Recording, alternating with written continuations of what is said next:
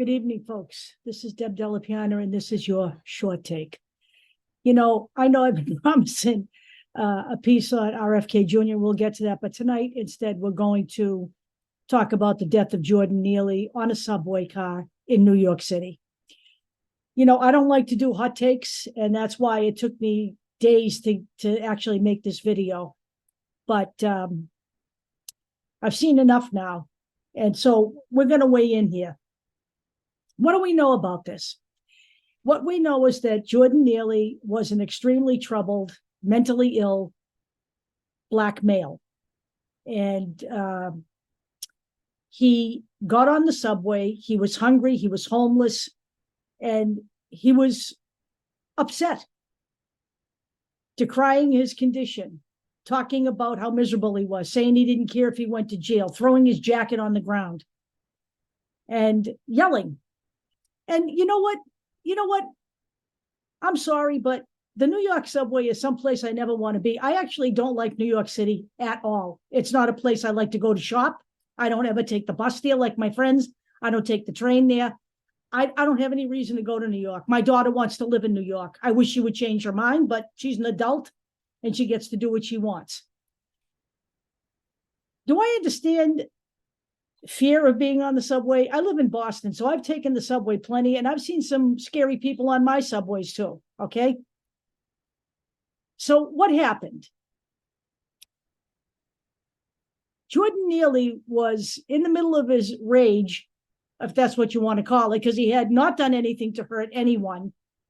He did not physically go near anybody. He did not have a weapon. He was restrained by Daniel Penny, a former Marine, who put him in a chokehold for 15 minutes and killed him. Now, bear in mind that the entire time this whole debacle was going on, the subway train was stopped. The doors were wide open. Anybody could have gotten off that train and moved to another car. People could have, rather than grab him and put him in a chokehold, maybe a bunch of people could have grabbed him and pushed him off the subway themselves. I don't know, but there seems to have been alternatives to what happened. So he not only was put in a chokehold for 15 minutes, but he was wrestled to the ground. He was held on the ground by other people. 15 minutes. That is a full 6 minutes longer than Derek Chauvin had on the neck of George Floyd. Okay? And I remember a time in America when cops could subdue and arrest people without killing them. I remember a time in America when cops could shoot at a person's knee to disable them, to pull them in to be arrested so that they could be put in front of a judge instead of becoming the judge, jury, and executioner. I remember a country where, people could subdue somebody if they felt like they needed to do that and not kill someone. Now, everybody in this country by now should know the danger of chokeholds. It's certainly been talked about enough, and I'm certainly sure that a Marine would understand the danger of a chokehold, a 15-minute chokehold, during which time this guy, Jordan Neely, defecated on himself, which is a sign that someone is near death when they're in a chokehold. That went ignored. There were witnesses who said he did nothing to harm anybody. Apparently, there was somebody there who was trying to mediate this whole event to no avail. But what we have had, as you may have guessed from the right wing, is the usual vitriol for anyone who was Black and poor in America, and the making of a hero for anyone who was a white ex-military person. And that's what we've got going on with Fox and with all the usual suspects, Jack Posobiec and all of the rest of them, all of the white supremacists, essentially. It's anti-hero to arrest and charge Daniel Penny with second-degree manslaughter. He literally killed a man in full view of the public on a train that was not moving, with the doors wide open, and anyone afraid could have just gotten off that train and gone into another car.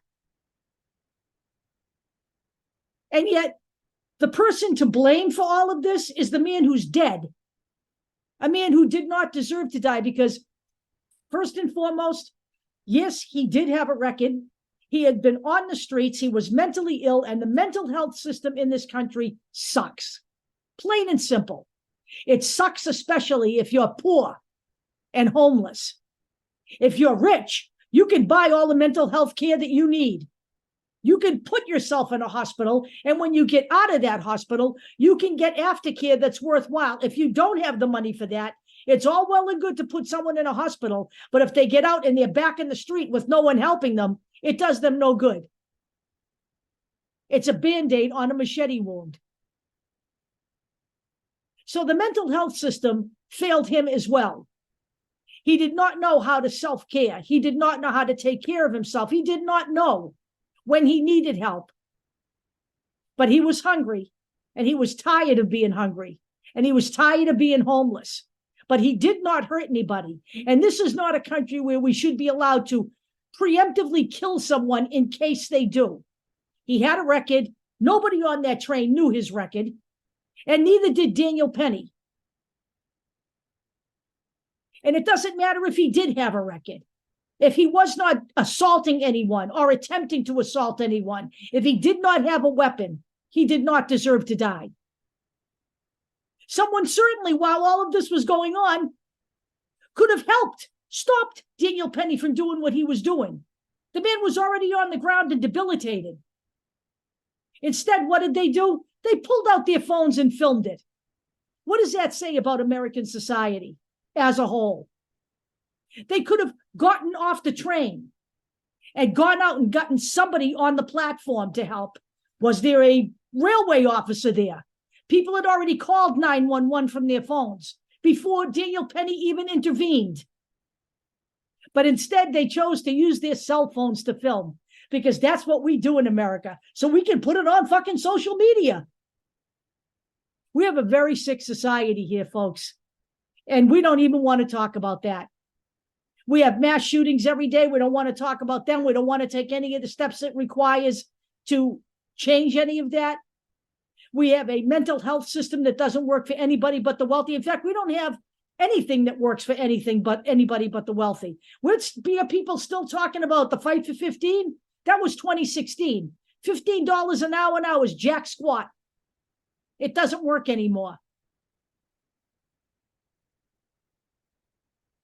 Do not let the right wing tell you this was justified and that Daniel Penny is a hero. He is not a hero. He could have done any other number of things to alleviate the situation, as could anybody else who was on that subway train that day, including just walk away and leave safely.